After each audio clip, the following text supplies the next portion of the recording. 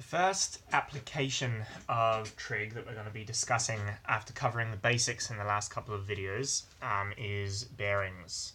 So that's the topic of this video. First of all, what are bearings? Bearings are a tool for describing direction. So let's use an example.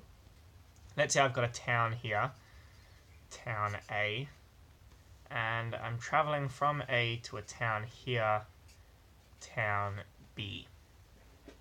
So I'm traveling along this path, and I want to describe the direction that I need to go to travel from A to B. So we all know on the compass we've got our 4 directions: north, south, east, and west.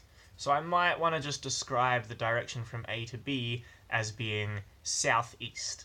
But that doesn't give me a precise enough direction, because southeast could be anywhere that's in this general direction.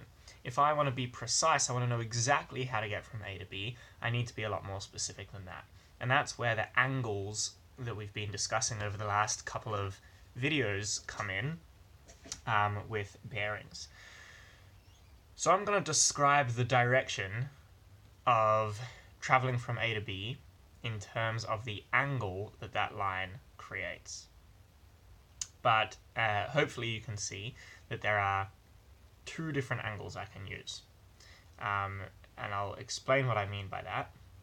And that's going to give rise to 2 different ways of writing bearings. So this is kind of definition number 1 of bearings, or the first way of writing bearings. The first way of writing a bearing is that a bearing is the angle that the path makes with the north line. The angle that the path makes with the north line. So if I use the example that we've got here, I've got this town A. I'm going to use this exact same example. I've got this town A, and then I've got this town B that I'm traveling to, that's down over here. And I want to know the angle that this path from A to B makes with the north line. Now I need to be careful. Am I going to draw my north line coming from A or coming from B? That depends on which town I'm traveling from and to. So in this example, I'm going from A to B, which I'm going to represent with an arrow here. Normally that information will be given to you in the way that the question is worded. If I'm starting at A, I always draw my north line from the town that I'm starting at. So I'm starting at A, that means I'm going to draw a line in the north direction from A. And now I'm interested in this angle that the path makes with the north line. So I'm going to, let's just kind of make it up. Let's assume, without measuring it exactly, let's assume that it's something like 115 degrees is that angle that the path makes with the north line. That means that the bearing, I write it like this. The way that I write the bearing from A to B, it's just 115 degrees. And that means it's 115 degrees going clockwise, always going clockwise from north. So it's the angle that the path makes with the north line, but remember, it's always going clockwise. So even if town B was over here and my line was like this, I would still be interested in this angle, not this one, because I start at north and I go clockwise.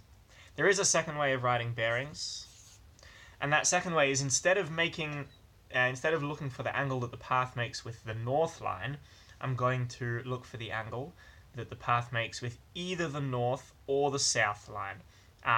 This angle here, as you can see, if I'm starting north and going clockwise, it could be anything between 0 and 360 degrees. That can get annoying and confusing because I'm dealing with big angles.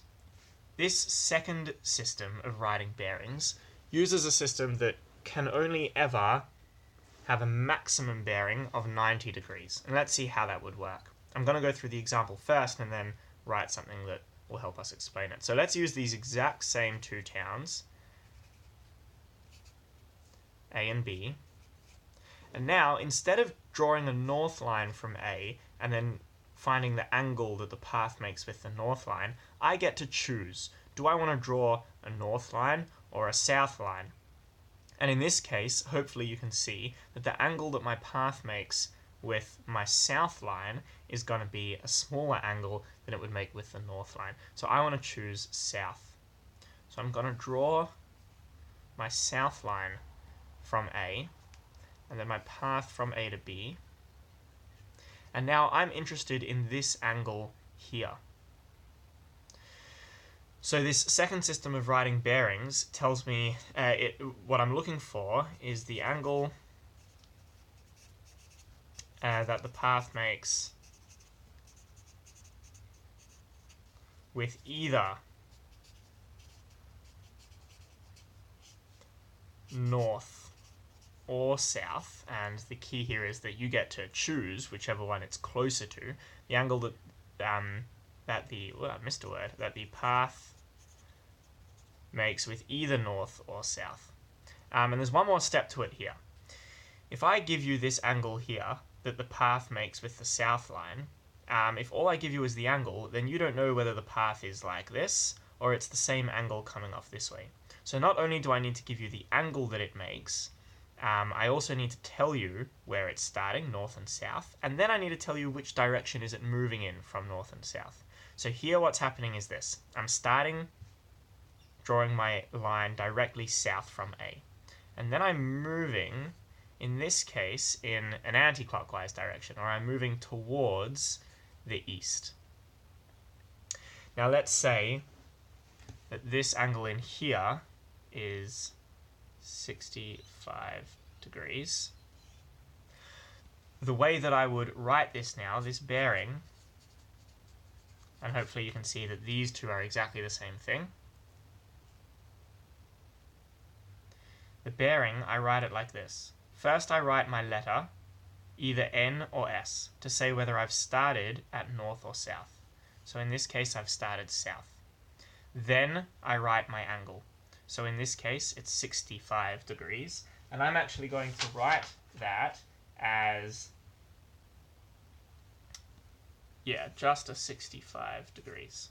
And then I need another letter to tell me, am I moving east or west 65 degrees from south? So in this case, I'm moving east from south. So if I was reading this, it would tell me I start with a south line, and then I move 65 degrees in an easterly direction. And that gives me the direction of the path that I'm traveling from A to B. Before we finish, I just want to go through one more quick thing with bearings, and that is angles of elevation or depression.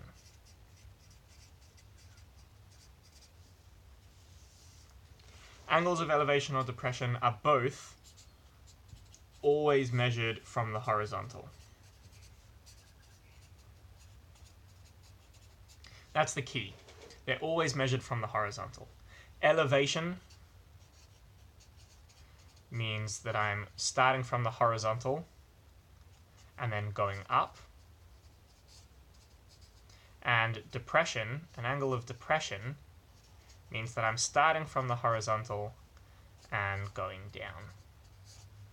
So let's look at a couple of examples, or maybe just one example. Let's say that I've got the ocean, and I've got a little boat floating on the water, and a diver in the water over here. This line that connects the diver to the boat, I can describe that in two different ways. I can either describe that as this angle here, which, because I'm starting at the boat, drawing a horizontal line, and then going down to the path that it makes with the diver, that would be an angle of depression. Or I could start at my diver. I could draw a horizontal line, then go up from my horizontal line until I hit the path that that takes me from the diver to the boat. And that angle there would therefore be an angle of elevation. In this case, those two angles will actually be exactly the same thing, but you'll see when we start doing examples that sometimes it'll be better to use an angle of elevation and sometimes an angle of depression.